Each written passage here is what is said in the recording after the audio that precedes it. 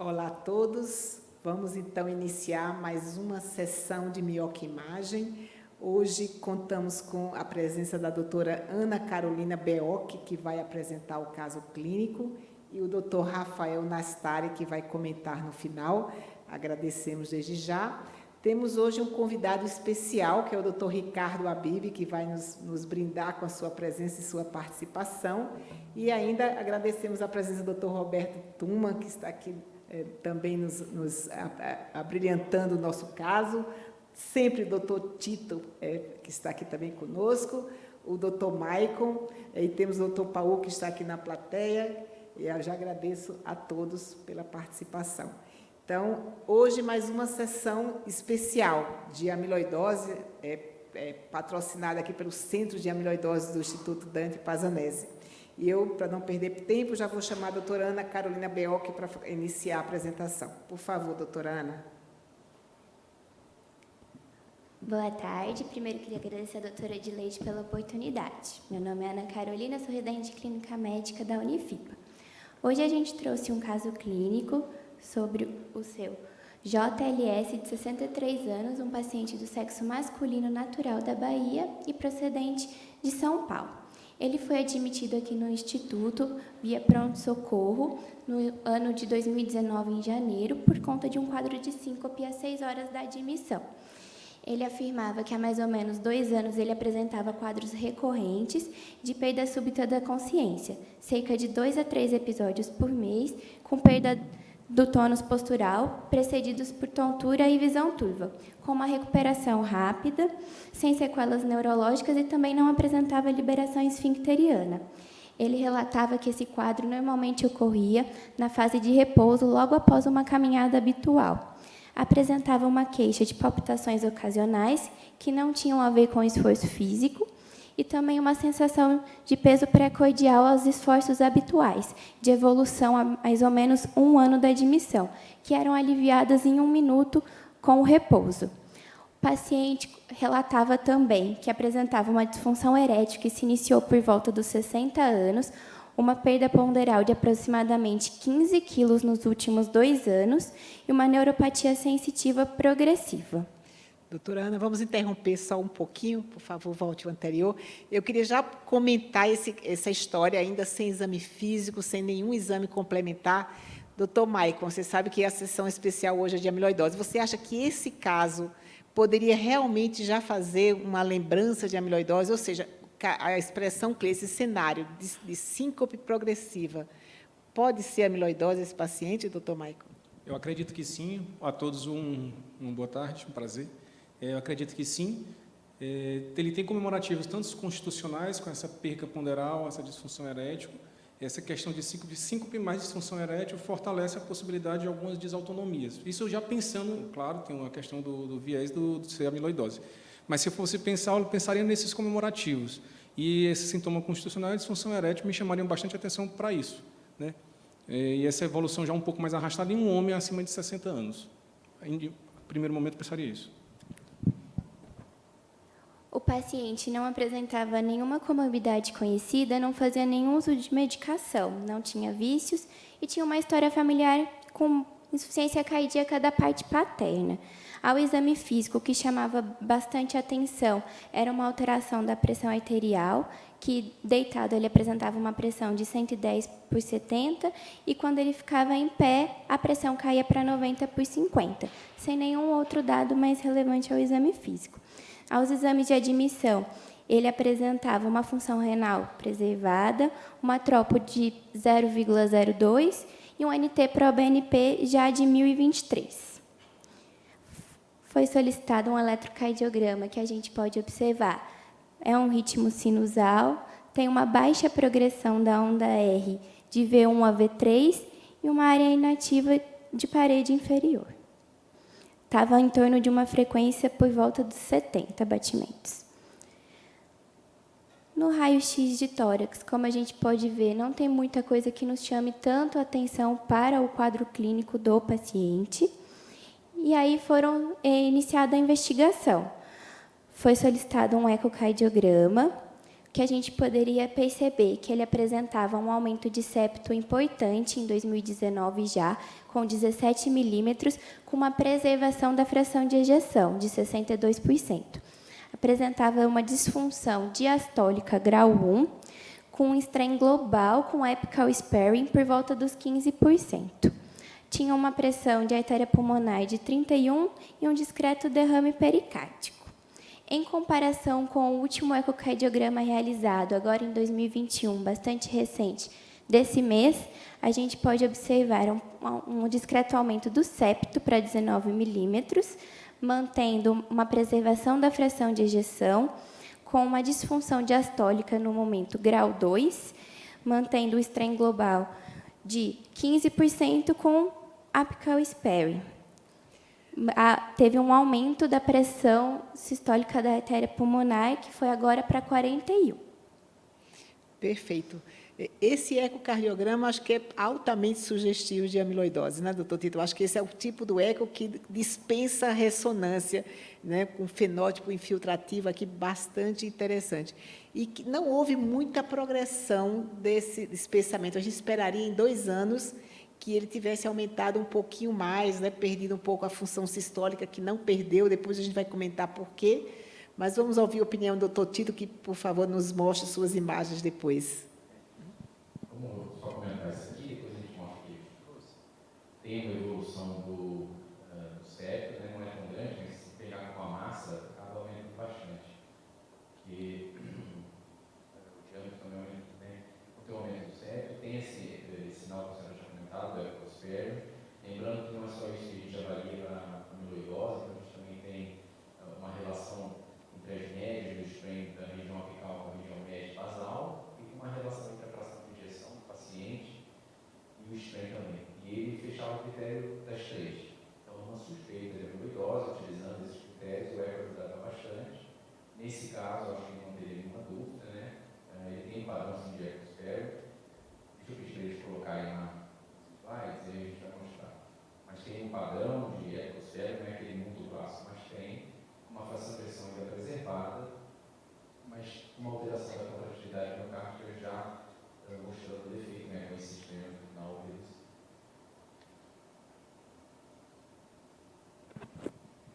Por favor, as imagens do doutor Tito.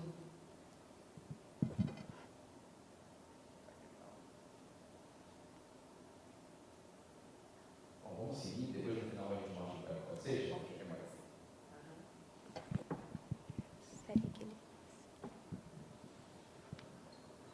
Então, vamos passar, no final ele quer deixar para esconder o ouro para depois, então vamos ver, então, chamar o doutor Roberto Tuma para nos mostrar as imagens de ressonância deste paciente. Por favor, doutor Roberto.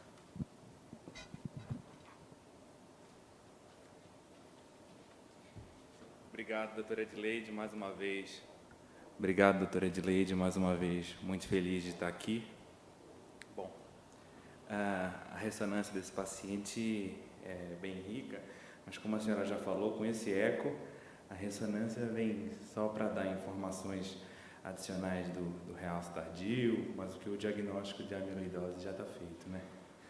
Bom, desde já aqui nas imagens localizatórias, a gente já vê esse aumento da espessura miocárdica com uma maior espessura na parede septal. A gente também já observa que aqui há um acúmulo de líquido no saco pericárdico discreto. E também já observa um discreto aumento dos 2 átrios.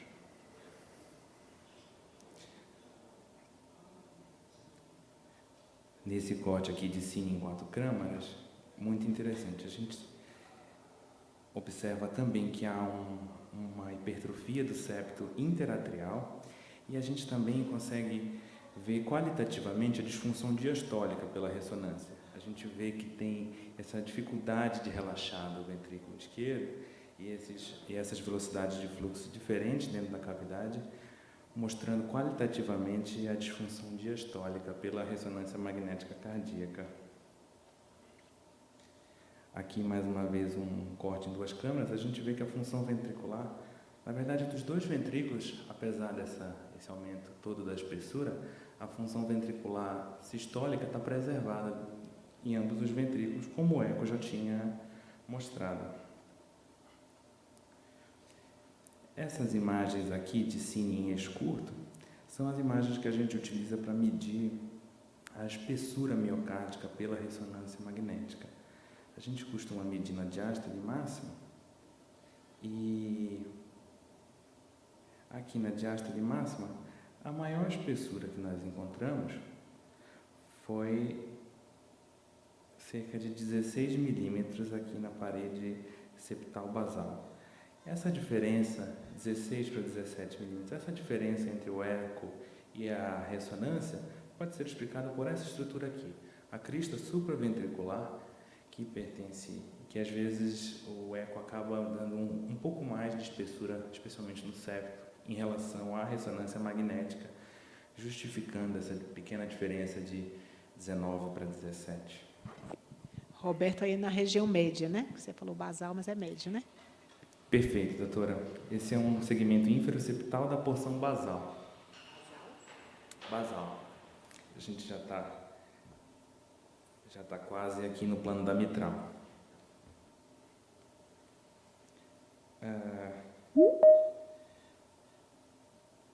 Olhando aqui as imagens de perfusão miocárdica, a gente não observou nenhum defeito de perfusão miocárdica em repouso.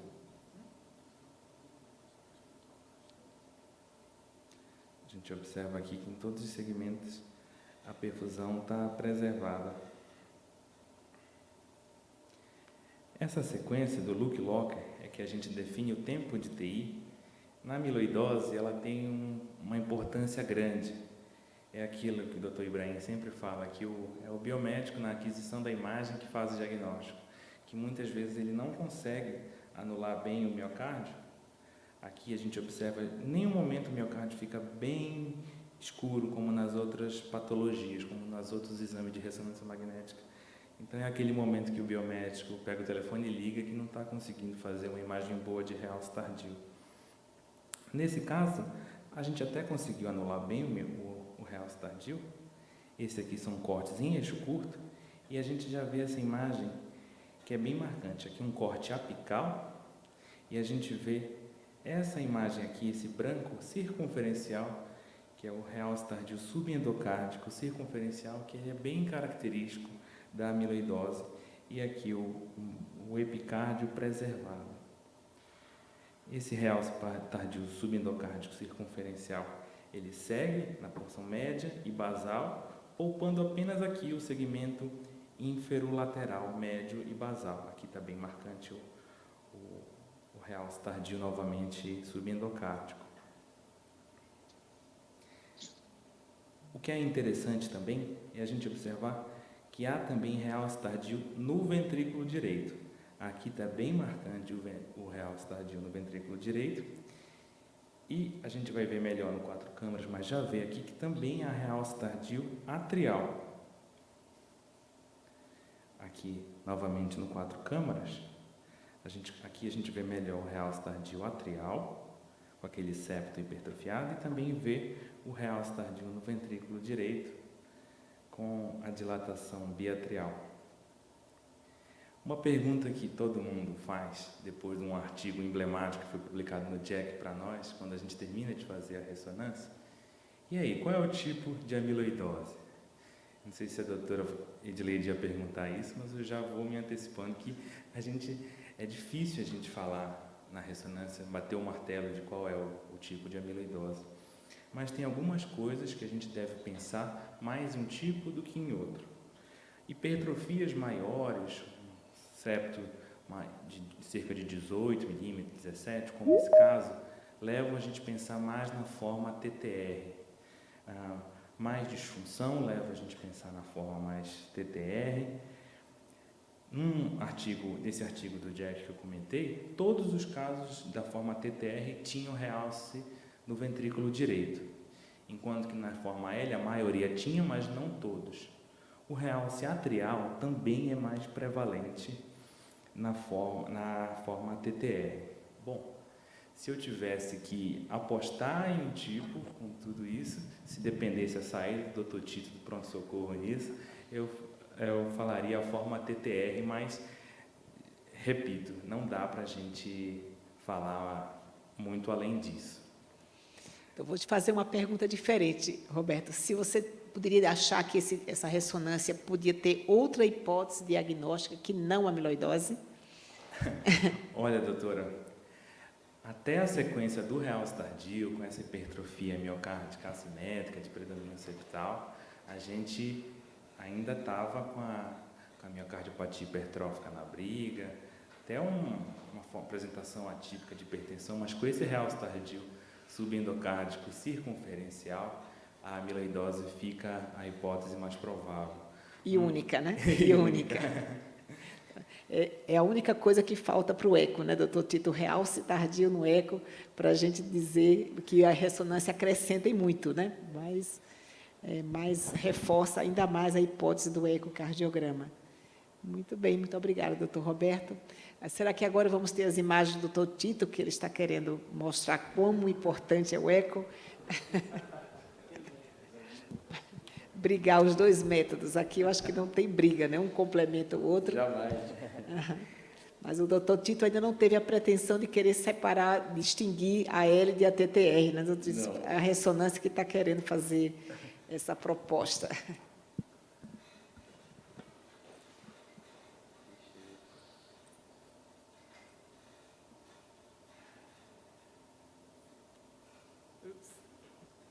Fechei sem querer. O ecocardiograma está o suspense do dia de hoje. Esse eco é de 2 dias atrás, né, que o paciente veio aqui só para fazer o eco do doutor Tito. Então, vai ser uma evolução, e só antecipando um pouco as coisas, esse paciente já toma Tafamidis há 2 anos, então é interessante ver o exame, aqui é um exame mostrando benefício ou não do medicamento. Bom, vamos lá. Infelizmente, os vídeos aqui não estão rodando, mas eu acho que a ressonância fez o grande favor aí já de mostrar as cílios, fica até mais bem feito. Mas aqui é um eixo paraesternal, então um ventrículo direito e esquerdo, átrio e aorta, um eixo curto, um pouco mais basal, mostrando aquele aumento da espessura que o Tuma já tinha comentado na ressonância também. É um pouco assimétrica, isso aí também daria dúvida em relação à cardiomiopatia hipertrófica, se a gente só olhasse uma parte do exame, né? Aqui 4 câmaras esquerdas à direita, direitas à esquerda, e a gente vê também aquele aspecto no septo, como se fossem uns depósitos, né, no septo. Também não fecha o diagnóstico, mas é uma característica dessas doenças de depósito. A gente tem um aumento discreto dos 2 átrios e uma fração de ejeção preservada. Aqui a fração de ejeção pelo Tychos, mas o Simpson deu bem semelhante, em torno de 60%. Uma espessura de 19 e 16, já tinha sido comentada previamente, um pequeno derrame pericárdico aqui embaixo. Então, várias características que a gente consegue direcionar para a amiloidose, né, para doenças restritivas. O ventrículo direito, ele também tem um aumento da espessura. Então, pelo eco, uma análise que é mais difícil do ventrículo direito, mas a janela dele era bastante boa. Então, a gente tem um aumento da espessura do ventrículo direito com uma função sistólica preservada ainda. Tinha um FAC de 38%, lembrando que o normal é acima de 35%, então bem normal. Refluxo aórtico de grau discreto, refluxo mitral de grau discreto, e de interessante só a disfunção diastólica tipo 2, a gente tinha visto de grau 2, a gente tinha visto previamente na evolução que ela era grau 1, passou a grau 2, com refluxo tricuspídeo discreto, e uma PSAP foi estimada em torno de 43. Então também uma piora dessa pressão sistólica pulmonar. Que bom que esse videozinho aqui rodou, mas aqui é só uma avaliação do strain, então a gente vê a deformidade miocárdica, né, aqui em 2 câmaras, e aqui mostrando a distribuição do strain, para a gente mostrar aquele aspecto epicospérico que a gente tinha comentado previamente. Aqui o relatório. Então a gente olha o bullseye, segmentos basais, médios e apicais, tanto para a gente ver uma tendência ao epicospérico, como para a gente fazer aquele strain relativo que eu comentei previamente, dividindo a média dos apicais pela média dos médios basais. Também dividindo a fração de ejeção pelo strain longitudinal global total, dando acima de 4,1, mostrando uma tendência grande para a amiloidose. Então, um caso bem ilustrativo, acho que no eco, praticamente todas as características da amiloidose. Obrigada, doutor Tito. Eu acho que não há dúvida no que diz respeito à amiloidose. Agora, precisamos saber qual tipo. A ressonância está querendo ter essa pretensão de saber, eu acho que ela não tem ainda cacife para isso.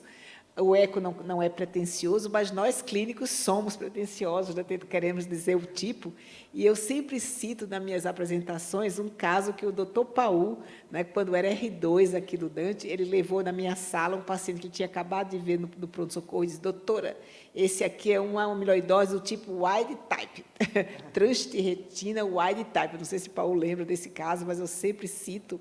E eu vou perguntar a ele agora: doutor Tito, por favor, pegue o microfone. Na sua opinião, você chutaria nesse momento qual é o tipo de amiloidose que esse paciente tem? A apresentação é neuropatia. Você viu que é basicamente desautonomia. Por favor, doutor Paul.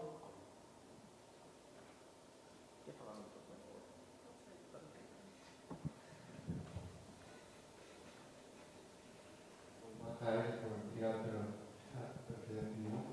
Pois é, daquela época do R2 até agora eu aprendi bastantes coisas, não em relação com a imagem, a gente se sente até mais com vontade de falar, mas pela questão clínica a gente está lendo, que ajuda bastante, e essa ressonância, embora não sejam tão específicos, eu acredito que seria uma boa possibilidade.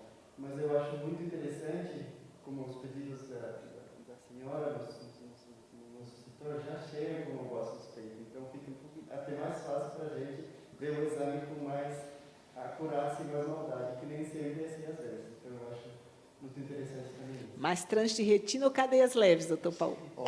Não saia da jogada aqui. Tá bom. Então, lembrando que a gente costuma valorizar muito o tempo de evolução da doença. Esse paciente nos contou, né, vamos ver que depois o doutor Maicon acha, nos contou que tinha uma história há 2 anos de evolução, né, que ele contava a história dessas hipotensões, dessas síncopes de recorrência que já vinham acontecendo há 2 anos, né, e que tinha muita alteração neurológica, que é muito menos frequente na transtirretina wide type, né? Então, a gente ficaria na dúvida aqui entre a de cadeias leves e a por transtirretina. Entre as duas, doutor Michael, qual a sua possibilidade maior? Eu ficaria com a transtirretina. Nós temos quase 3 anos de evolução. Se fosse wide type, esse paciente já teria falecido. A evolução é muito rápida, né? Está vendo? Nós clínicos somos pretensiosos. Às vezes a gente descartaria, acharia menos provável de cadeias leves, porque geralmente em 6 meses tem uma evolução muito dramática de sintomas. A wide type costuma poupar, ter muito mais acometimento do coração, insuficiência cardíaca do que neuropatia. Então, ficaríamos aqui com a transtirretina e ainda do tipo hereditária, né, por uma variante patogênica. Vamos lá, mas qual seria o exame, doutor Maicon, que a gente pediria nesse momento? Doutora Ana, quer falar? Acabou de chegar. Doutor Maicon, qual o exame próximo para saber o tipo? Agora, dentro da propedêutica da investigação da amiloidose, uma vez que o exame de imagem já fortaleceu a hipótese, a história corrobora, a gente tem que obrigatoriamente descartar a AL. Relação capa-lambda é o próximo passo, imunofixação de soro e urina. Depois disso, descartei a AL, eu preciso confirmar se é transtirretina sim ou não, cintilografia pirofosfato. E, dependendo do grau que tiver, soma a história clínica para a gente tirar mais conclusões acima disso. Perfeito. Doutora Ana Carolina, é sua vez agora. E aí foi procedida a investigação, como a doutora Edileide e o doutor Maicon disseram, para a gente poder descartar, para poder diferenciar se era amiloidose AL ou se era transtirretina. Foi feita eletroforese de proteínas, relação capa-lambda, imunofluorescência, que todas vieram normais, sem alterações. Quando foi feita a cintilografia com pirofosfato, a gente viu que era uma cintilografia grau 3, com uma relação de 2, como pode ser visto nas imagens. Né? Mostra aqui uma captação intensa. Vejam que uma captação superior à captação dos arcos costais, né? Então, o pirofosfato com tecnésio é um marcador ósseo, então ele vai captar em todos os ossos e não deveria captar no coração. Observem que a captação no coração foi intensa. A doutora Priscila não está aqui conosco hoje, né? Então, vejam que é um grau 3, quando a captação é superior do arco costal, e esse grau de captação já praticamente conclui que o diagnóstico é por transtirretina, principalmente quando afastado a amiloidose cadeias leves pelos exames de laboratório. Ainda precisamos saber se é wide type ou hereditária. Pode continuar, doutora. E para a gente saber se era wild type, A gente procedeu a uma avaliação neurológica por conta das queixas que ele apresentava, tanto de desautonomia quanto as queixas neurológicas. Ele apresentava uma anestesia distal dos membros para estímulos dolorosos, com uma alteração cinética postural, uma redução dos pelos nos membros inferiores, com a atrofia da musculatura distal, e a força proximal era preservada. Tinha uma reflexia importante, com uma marcha talonante e uma redução da sensibilidade. Foi realizada uma eletroneuromiografia, que evidenciou uma polineuropatia periférica crônica, que era sensitivo-motora e acometia os membros inferiores. Tinha um padrão primário axonal e tinha uma total degeneração das fibras nervosas sensitivas, né, de moderada acentuada degeneração também das fibras nervosas motoras. A conclusão foi uma polineuropatia amiloidótica familiar estágio 1 com o estudo genético da mutação da VAL50-MET. Perfeito. Então, a amiloidose hereditária, sabemos que o paciente tem uma polineuropatia motora confirmada, né, sensitiva motora confirmada pela eletroneuro. Mas a queixa dele não era nem essa alteração de sensibilidade perna, era de síncope, né? Então, sabemos que os amiloidóticos podem ter também acometimento do sistema nervoso autonômico, né? Então, pode continuar? Dessa forma, a gente procedeu à investigação. Foi realizado um Holter de 24 horas, que mostrou uma ausência de pausas e arritmias tanto ventriculares quanto supraventriculares menores que 1%. No teste ergométrico, foi visto um comportamento deprimido da frequência cardíaca, com déficit cronotrópico de 58%, e uma queda patológica da pressão arterial sistólica no esforço, com uma elevação paradoxal na recuperação. E a pressão arterial permanecia normal, a diastólica, né? Deitado, ele apresentou uma pressão arterial de 140/80 e em pé apresentou uma pressão de 80/50, sem nenhuma alteração do segmento ST. Dessa forma, foi solicitado um tilt test. No tilt test, também foi observado um déficit cronotrópico importante, com uma hipotensão postural cerca de 3 minutos após a inclinação, tendendo a uma pressão chegar a 59/44, permanecendo com a frequência cardíaca inalterada. Ele apresentou pré-síncope 5 minutos após a inclinação, dessa forma, colaborando para um tilt test positivo com uma resposta vasodepressora. Chegou a hora do nosso convidado especial, Dr. Ricardo Habib. Veja se faltou alguma coisa na investigação da disfunção autonômica e, por favor, comente para a gente o tilt test, Dr. Ricardo.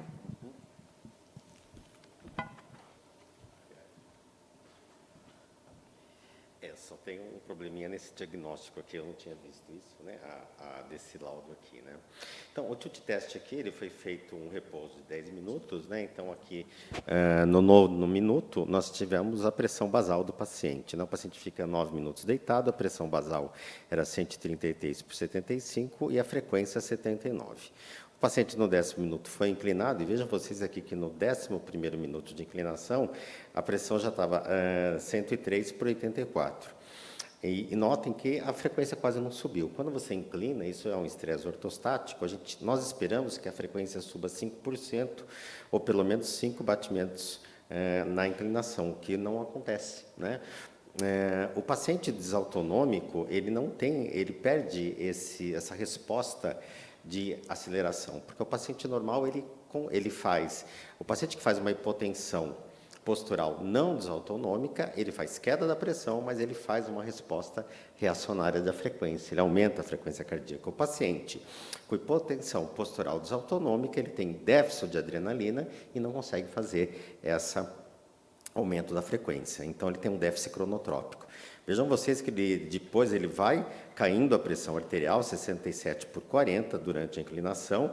Aqui nós estamos falando, acho que, de 5 a 6 minutos de inclinação, e a frequência dele não consegue reagir. Se você for ver, está com os mesmos 79 aqui do basal. A única questão aqui, acho que foi um erro só de cópia, que é o tilt test positivo com resposta de hipotensão postural. Se você quiser mais completo, pelo aumento da frequência, provável resposta desautonômica, tá ok? A resposta vasodepressora é um tipo de resposta neuromediada ou tipo de resposta vasovagal, tá ok?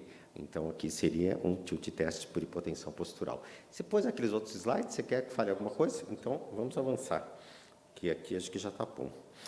E define-se hipotensão postural, então, acho que está no próximo slide. Então, está aqui, define-se hipotensão postural, você não tem uma resposta em gatilho, então, a resposta em gatilho, que são as respostas neuromediadas, é queda súbita da pressão, com ou sem queda da frequência cardíaca, são pacientes normais. Aqui, não. A queda da pressão arterial é gradativa, ou seja, o paciente tem uma deficiência de manter a pressão, na maioria das vezes que ele está em pé, e ele tem a frequência não altera mais de 10% do pico do exame. Ou seja, ele tem uma dificuldade de manter a pressão arterial quando está em pé. Deixa eu ver se você pôs aquele outro slide. Daí você fala, todo mundo que tem hipotensão ortostática é um paciente desautonômico, como esse paciente amiloidótico? Não, não todo mundo. A maioria dos pacientes que têm hipotensão postural são aqueles pacientes idosos que têm um reflexo um pouco mais letárgico, estão usando drogas hipovolêmicas, fármacos, têm uma musculatura hipotrófica e eles ficam em pé, mas esse paciente consegue fazer atividade simpática, ele faz uma frequência cardíaca reacional à hipotensão. O paciente desautonômico ele é um paciente crônico e ele tem falência da atividade simpática. Então, ele não consegue fazer taquicardia e ele normalmente tem sintomas de outras doenças do sistema nervoso autônomo, tipo constipação, disfunção elétrica, anormalidades urinárias, anormalidades da transpiração. E pode ter outros acometimentos, como parkinsonianos, cerebelares, doenças cognitivas e neuropatias sensoriais. Então, este paciente é um paciente com acometimento neurológico. Esse paciente não. É um paciente mais idoso, que às vezes até um próprio médico com excesso de remédios aumenta a hipotensão postural dele.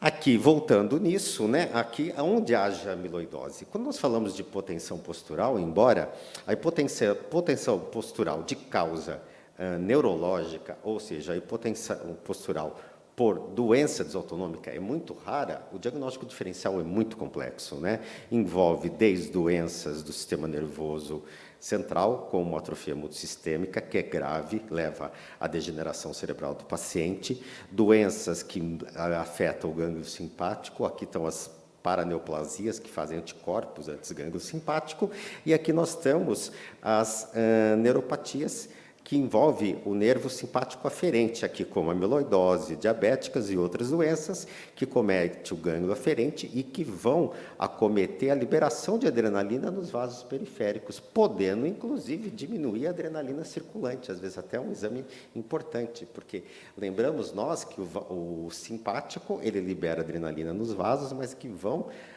na circulação. Então, às vezes, os pacientes têm, inclusive, adrenalina circulante diminuída. Acho que é isso que eu tinha para dizer. Cheio de leite. Doutor Ricardo, uma pergunta para você. Você acha que faltou algum exame a ser feito? O que você fala da variabilidade da frequência cardíaca no Holter, que nem sempre é comentado no laudo, né?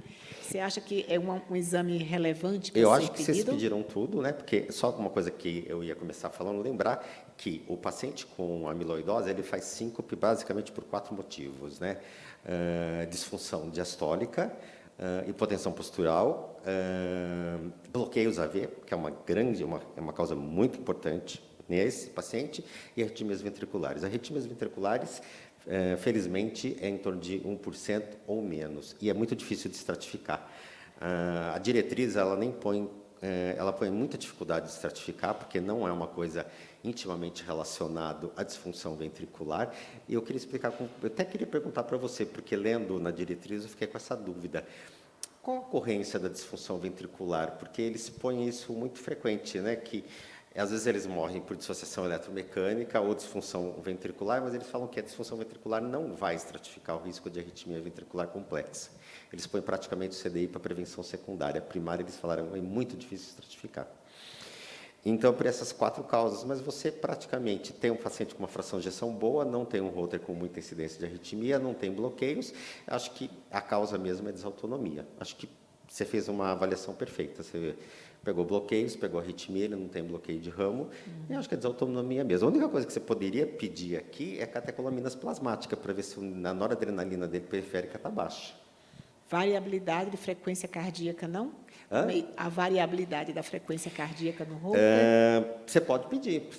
Bom, mas aí é só calcular naquele holter que você tem. Porque é só apertar. O nosso holter faz variabilidade da frequência cardíaca normalmente, assim, Tem todos os dificuldade em exames. valores de normalidade, né? A gente, não é uma coisa tão simples a gente definir. Agora, como é que vai estar a variabilidade dele, nós não sabemos. Por exemplo, esse paciente vai ter o tônus simpático diminuído, então o tônus parasimpático aumentado. Então, a variabilidade dele é para estar normal, né? É para estar anormal, porque quem diminui a variabilidade é o sistema simpático, né? E ele não tem exacerbação do simpático, muito pelo contrário, ele tem o simpático diminuído. Então, se a gente for pensar nesta teoria, a variabilidade dele é normal para até alta, para boa, né?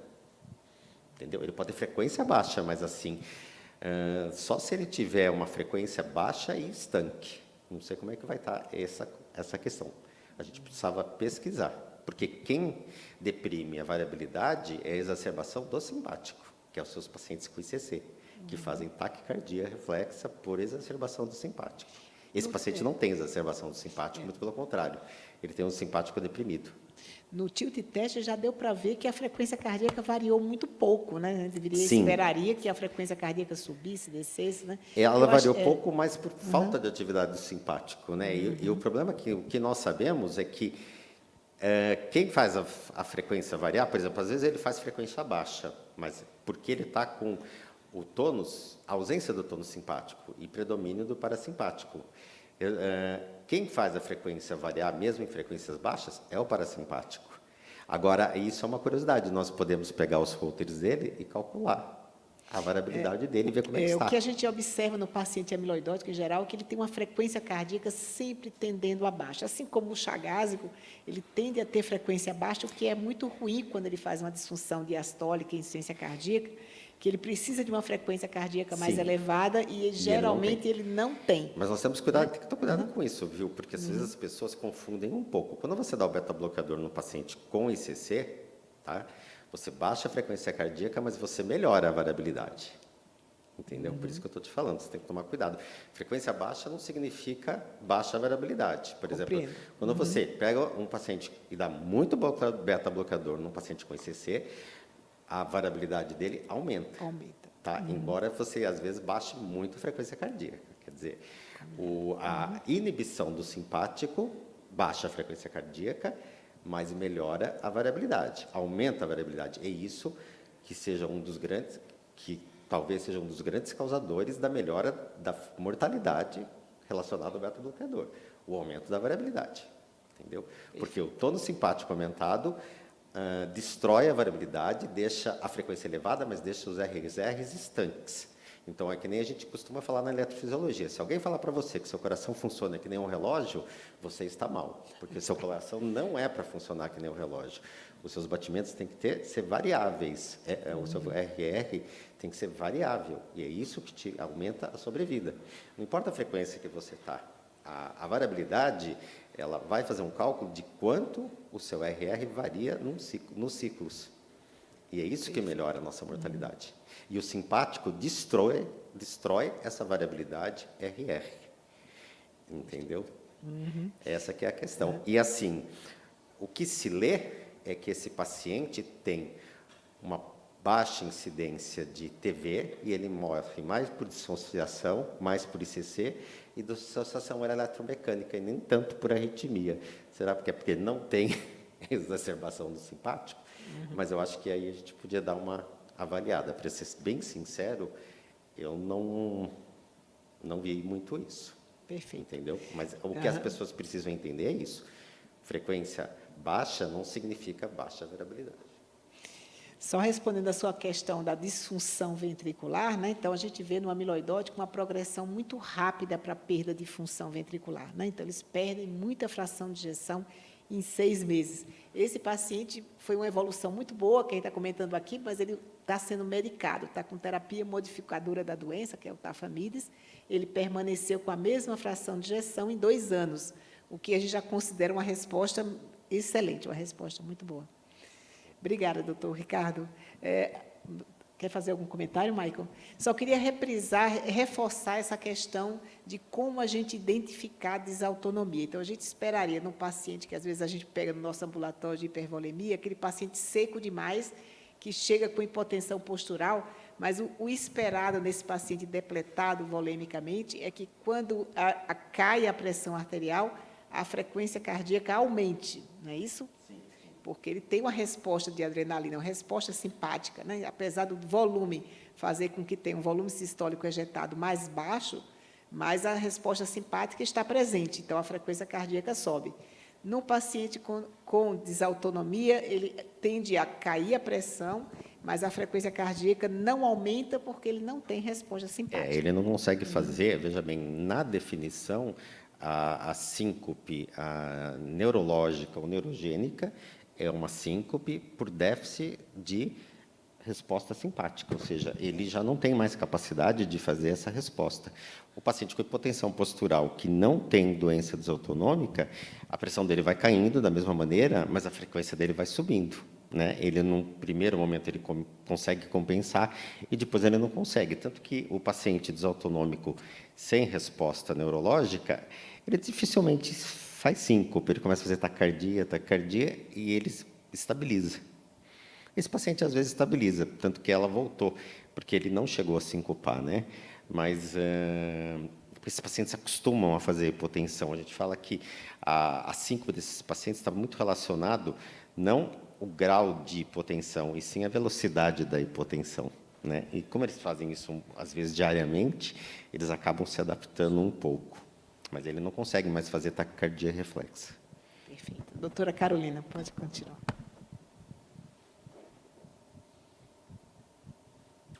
E aí, dando seguimento ao nosso caso, né, o paciente tem um diagnóstico já de amiloidose cardíaca TTR pela mutação da VAL50-MET, com comprometimento neurológico. Desde que foi iniciada a medicação Tafamidis, em novembro de 2019, ele apresentou uma estabilização neurológica e, como a doutora disse, não teve uma queda da fração de ejeção, né, permanecendo estável. O BNP do paciente permaneceu numa curva ascendente e ele retornou para a gente iniciou fludrocortisona para ele por conta das desautonomias, sem nenhum novo episódio de síncope. Devido à retenção hídrica, ele apresentou a congestão e uma piora de classe funcional, a gente suspendeu a medicação, o paciente voltou a apresentar novos episódios de síncope, apresentou até 4 episódios, e aí, depois da congestão, a gente retornou a fludrocortisona, e nesse momento ele mantém uso da fludro com 20 mg de furosemida diariamente, em classe funcional 1. Excelente. Obrigada, doutora Ana. Muito obrigada. Agora vamos chamar o doutor Rafael Nastassi para fazer uma revisão deste caso, do tema de síncopes. Depois o doutor Ricardo complementa.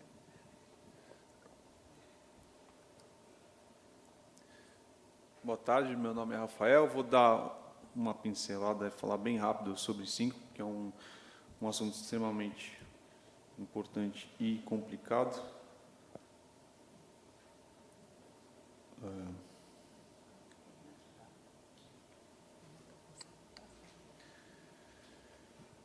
Por favor, o slide do doutor Rafael. Só um minutinho. Vou contar com a ajuda do Dr. Ricardo também. Se eu falar alguma coisa equivocada, por favor, me corrija. Só um contraponto, enquanto ajeita o slide. O ponto principal que a gente queria trazer nesse caso é esse último parágrafo do slide, que era um paciente que tem desautonomia, usando fludrocortisona, melhorou da síncope. Ficou congesto pela amiloidose. Você trata a congestão, ele volta a sincopar. A gente assistiu ele sincopando no corredor do ambulatório. E como eu trato esse doente? Qual é a dose que eu consigo fazer para ele? O que a gente conseguiu foi esse meio termo, entre fazer fludrocortisona e 10 mg de furosemida. Ele retornou com a gente na sexta-feira, está em classe funcional 1. Mas como é que faz com esse paciente? Vamos lá. Nós estamos fazendo essa coisa. É complicado, porque uma das contraindicações da fludrocortisona, porque a fludrocortisona é um corticoide com ação basicamente mineralocorticoide. Então, ela vai agir na alça, retendo sal e água, né? Então, uma das contraindicações da fludrocortisona é insuficiência cardíaca e insuficiência renal. A lógica de Leide, com toda a sabedoria dela, entrou com a fluocortisona porque ele não tem insuficiência cardíaca sistólica e sim diastólica, e foi, né? E nós temos outro problema com esse tipo de paciente.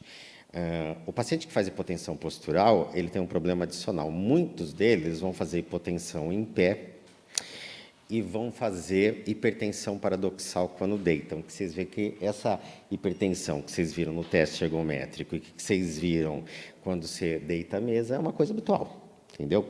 Então, esse paciente vai ser hipotenso em pé e sentado e vai ser hipertenso deitado. E a fluocortisona, infelizmente, exacerba isso. Vai ser tipo 40% desses pacientes farão hipertensão paradoxal quando deitados. Então, aí você tem um problema. Então a Edleide já está dando até risada. E existe uma grande dificuldade em tratar isto.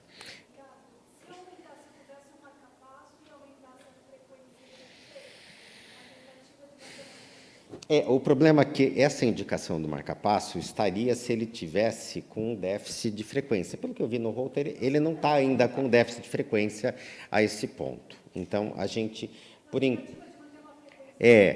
Então, daí nós temos algumas ideias. Por exemplo, nós temos 2 drogas que são nível de indicação 1 para hipotensão postural. Porque nós temos uma droga aí que a gente poderia tentar usar, que eu estava querendo até sugerir para a Edileide. Nós não temos aqui, mas nós temos para hipotensão postural 2 drogas. Uma é a fluocortisona, outra é a amidodrina, que é uma alfa-agonista, né?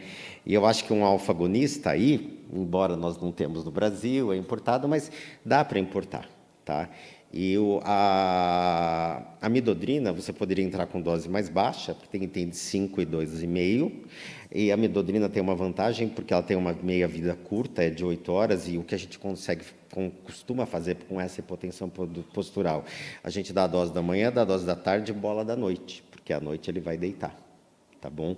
Às vezes a gente associa o tilt sleeping, tá? Que a gente eleva a cabeceira da cama para esse paciente não ter tanta a hipertensão quando ele deita, então ele fica um pouquinho elevado, daí o rim dele continua filtrando e ele continua um pouco assim com 10 a 15% da cabeceira. Então talvez a amidodrina pode ser um pouco de efeito, tá? Mas... Porque infelizmente a fluocortisona vai ter esse efeito de retenção de líquido, que é um efeito que a Edileide não quer. E depois também o que acontece? Para essa hipertensão paradoxal, tem algumas drogas que antigamente a gente tinha o nitradisco, que era o nitrato subcutâneo, que a gente punha na cama no paciente meia hora antes de dormir e tirava meia hora antes dele levantar, que é um vasodilatador, que também ajudava. Eu falo que, às vezes, como agora a gente não tem, eu dou drogas vasodilatadoras de curta ação, do propanolol, do captopril, antes dele dormir, para ver se o efeito acaba. Mas é muito difícil você controlar. E de dia, o que eu falei para o Edileide também, eu sugeri meia elástica, tá ok? Que pode ajudar a não reter tanto líquido nos membros inferiores e pode ajudar. A meia elástica, se for usada até aqui em cima, é melhor, mas se for usada... E o que hoje tem se provado melhor do que a meia elástica nos membros inferiores é a cinta elástica abdominal, porque a verdade é que a gente tem muito acúmulo de líquido hepático e na vascularização infraabdominal, tá? Mais, às vezes, até aqui nos membros inferiores. Então, tudo isso pode ajudar, porque tudo isso é muito complexo. Mas, porque Ricardo, você esse paciente nunca teve insuficiência cardíaca. Até agora, Sim. Ele nem CFEP, na verdade. Ele ficou muito bem com fluocortisona, sem nenhuma síncope durante 2 anos. Quanto você está dando agora de fluocortisona para ele? 0,1. A dose 0,1. que ele sempre Eu tomou. acho que assim, o que eu Ele acho foi que um dia assim, ele o tomou mais Lasix líquido que é fez muito. Eu isso aí. tiraria, quer rezar uma vela para o demônio, tipo, eu acho que aconteceu. Acho que ele encharcou. Eu acho que depois a Edileide pode dar, de repente, esse fluocortisona 0,1 dia sim, dia não, tirar o Lasix e falar, se algum dia ele beber muito líquido, porque a gente sabe que o paciente exagera, às vezes descompensa, daí ele toma meio Lasix e ela pode pôr a meia elástica, deixar a fluocortisona dia sim, dia não e fazer um controle assim. Eu, sinceramente, acho que assim, fica uma receita um pouco estranha dar a fluocortisona e o Lasix. Então, eu preferia dar, de repente, a fluocortisona dia sim, dia não, tirar o lasix, mas também deixar aquela menção. O dia que o senhor achar que o senhor bebeu muito líquido, comeu muito sal e que o senhor está ficando com falta de ar, toma o lasix sim, porque também a gente não é da Al-Qaeda, né? A gente pode orientar o paciente, e eu acho que sim, né? E diminuir essa dose e ir fazendo esse controle, mas esse controle é difícil. Doutor Rafael, por favor. Então, de forma bem sucinta, para conceituar a síncope, uma perda súbita e transitória da consciência por conta de baixa perfusão cerebral, caracterizado por um início rápido, curta duração e uma recuperação espontânea e completa dessa consciência. Pré-síncope são os sintomas precedidos ao quadro da perda de consciência, e desautonomia, como o próprio nome diz, é uma disfunção do sistema autonômico, pode ser por doenças primárias ou secundárias, e aumenta o risco de síncope, quedas e mortalidade cardiovascular. A ESC classifica as síncopes em traumáticas e não traumáticas. O TLOC é Transient Loss of Consciousness. Aqui nós vamos avaliar mais as causas não traumáticas. Então, você tem o quadro de síncopes em si, você tem 3 tipos de síncopes: reflexa, antiga síncope neurogênica, hipotensão postural ou cardíaca. Você pode ter crises como diagnóstico diferenciais, você pode ter as crises convulsivas, síncopes ou crise convulsiva psicogênica, e causas raras, como síndrome do roubo da subclávia, ataque isquêmico transitório falso posterior, hemorragia subaracnoide, e nas crianças o choro cianótico.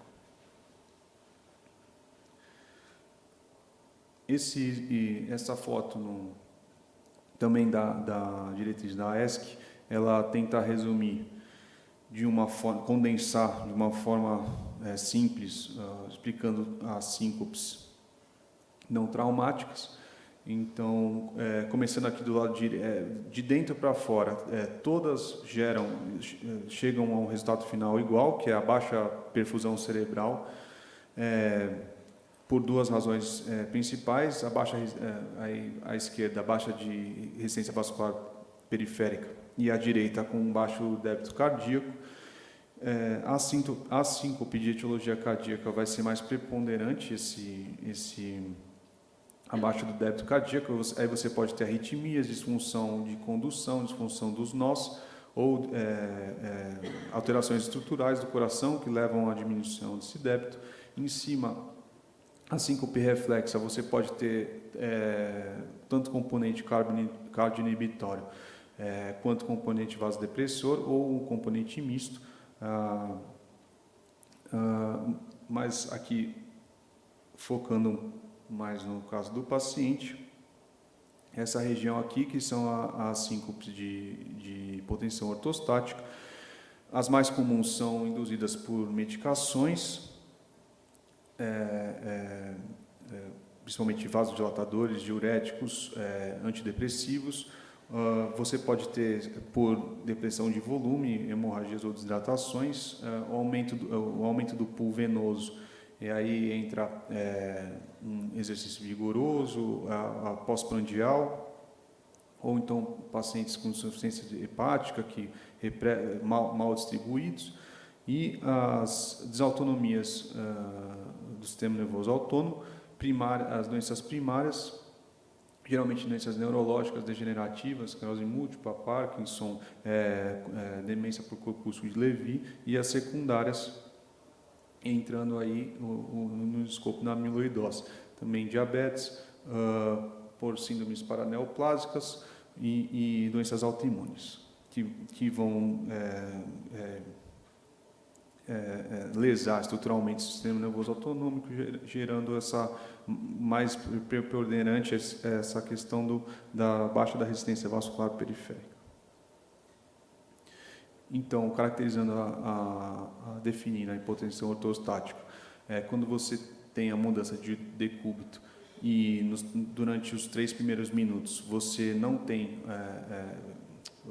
você tem redução da pressão arterial em 20 milímetros ou mais da sistólica e 10 milímetros ou mais da diastólica. Lembrar que dentro dos 3 primeiros minutos. Então, não necessariamente na mudança do decúbito imediata. Na amiloidose, havendo-se a hipótese da neuropatia, gerando desautonomia por deposição da proteína amiloide no nervo, e geralmente mais comum vista na forma hereditária na TTR. Como tratamento, tudo isso que o Dr. Ricardo já citou, que poderia ajudar, começando com tratamento não medicamentoso.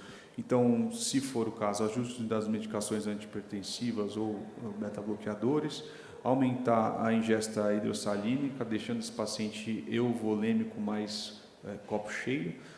Mudanças de estilo de vida aqui seriam você orientar, então, na mudança de decúbito, o paciente ele esperar um pouco, sentar, esperar um pouco para levantar, enfim, formas preventivas. Quando ele perceber que ele vai cair, você pode fazer hand grip, né, umas medidas para aumentar a resistência vascular periférica, e utilizar as meias compressivas ou as cintas abdominais também para você tentar ajudar nesse retorno venoso.